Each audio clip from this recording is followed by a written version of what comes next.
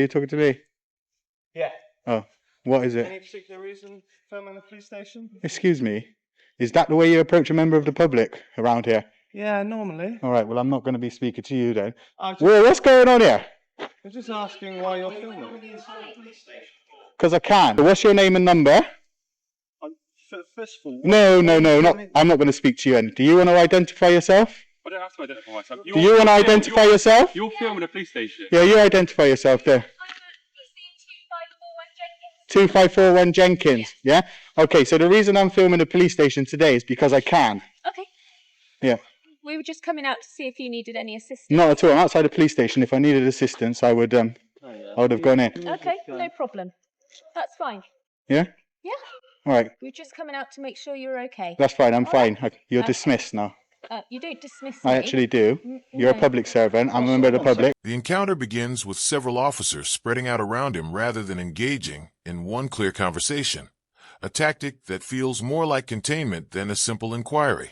They immediately question why he is filming, but Ed redirects by asking them to identify themselves. Only one complies, while another claims he is not required to provide identification. Ed challenges that assertion, pointing to the College of Policing Code of Ethics, specifically Section 3.3.5, which stresses openness and accountability, including giving identification when reasonably requested. From his perspective, that standard is not optional but fundamental professional conduct. Instead of properly addressing the request, the officers fall back on the explanation that they approached merely to see if he needed help. Ed argues that if welfare were genuinely the concern, it would have involved a single polite question rather than multiple officers positioning themselves around him, turning what could have been routine into something that felt far more like an interrogation.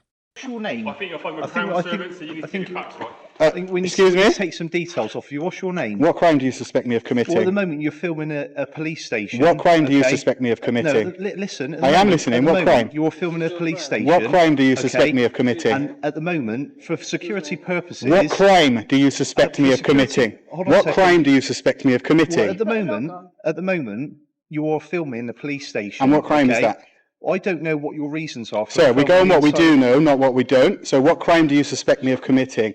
Could you please articulate legislation? If you're not going to articulate legislation, this conversation is over. Okay, that's fine. If you don't want to talk to us, Yeah. that's So I told you, you are dismissed. There's obviously you don't need to say that, do you? Well, I'm saying it. The reason I'm speaking to you is because you're filming the... I don't care. You haven't identified yourself, so I'm not going to speak to you. So now you want to identify yourself. Your policy says you have to at the beginning. All right. Now I'll see your warrant card also. You're also... Show me your warrant card. Hold on a second. End of conversation. The situation escalates rapidly into demands for his personal details, yet no specific statutory power is cited and no clear offense is outlined. Only a broad reference to security reasons because he is filming a police station. The logic becomes questionable.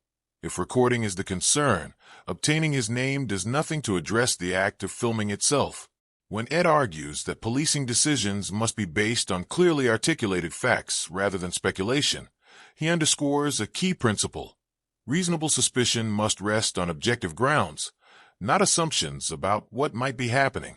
After repeated requests, one officer provides a name, but declines to produce a warrant card or formal identification to verify it, which Ed points out weakens the standard of accountability they are simultaneously demanding from him. The exchange highlights a growing imbalance, officers pressing for transparency from a citizen while appearing reluctant to offer the same level of verification in return. Not at all. Listen, you are not even a police constable. I suggest you hush your gums. You need to wind your neck in. Oh, I need to wind my neck in? Okay, so having my neck wound out is a crime, is it? Yes, Is it? What crime? I'm not being arrogant. arrogant. Listen, and you're not being disrespectful to me right now by running your mouth at me. How do I know? Who do you think you are? How do I know what you're doing? I don't understand what you're doing. Listen, do you need to know?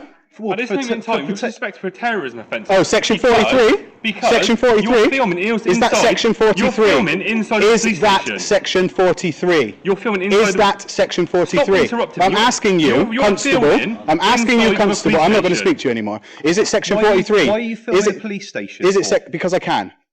Well, at the moment, like I say, you can't. Could you, if you want to articulate legal legislation that says I can't, then I will.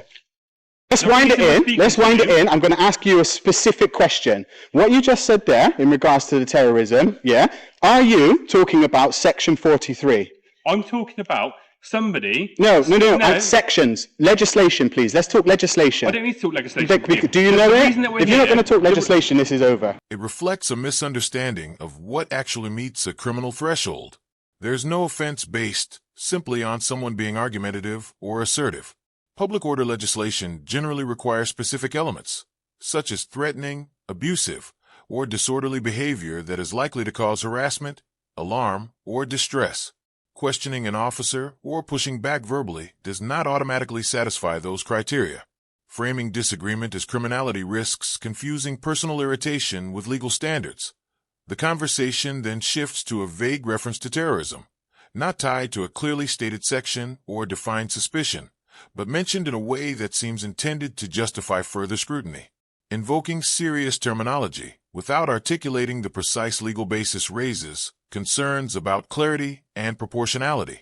When an officer states that he does not need to reference legislation, that becomes central to the issue.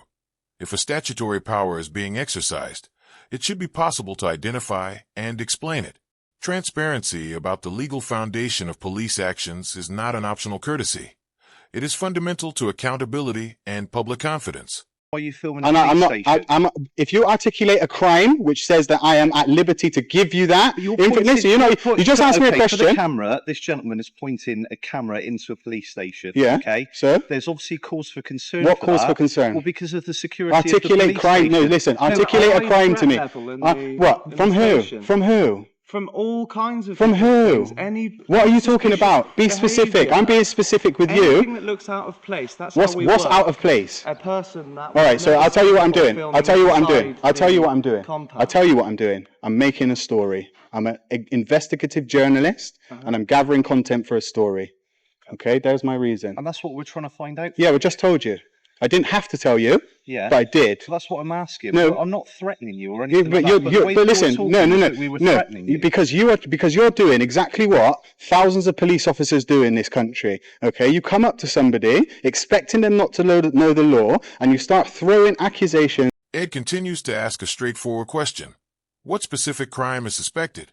Rather than providing a clear answer, the officers return to the same broad reference to security concerns, repeating it without identifying a defined offense. The repetition becomes noticeable. If there were a concrete allegation, it could be stated directly. Instead, the interaction stretches on without a clearly articulated legal basis being presented on camera. Eventually, Ed explains why he is there, not because he accepts an obligation to do so, but seemingly to break the deadlock and move the encounter forward. The exchange highlights a central tension. When an actual offense is not clearly named, the focus can appear less about investigating wrongdoing and more about reinforcing authority. It underscores how essential it is, in any stop, for powers to be grounded in specific, explainable facts rather than broad or undefined concerns. Like that I around didn't it then. assume that you didn't know Yes, the you did. law. You came out. You No, got. you're assuming that Man, I'm you. thinking I've that got, you're what an is your idiot. I'm issue? not saying But then that. why won't you let me finish speaking? Because you're not allowed to speak. You weren't. I don't have to let you speak. We were Well, we don't asking. have to let you speak. But then go away. Go back in and do some actual police work. As a journalist, surely you should know by asking a just question, listen. you should get an answer. Do you suspect me of a crime? Well, at the moment, Can you answer yes or I'm no? a bit Do- concerned as to why you're pointing a camera. Is into a police concern a station. crime, sir? What? Do you suspect me of a? Do you suspect me of a crime? Like I say, I'm trying to find out from you Do why you, you're pointing a camera. do into a you police suspect station. me of a crime? Well, at the moment, it's a bit suspicious that you're pointing a camera. Is into a police suspicion station. is suspicion a crime?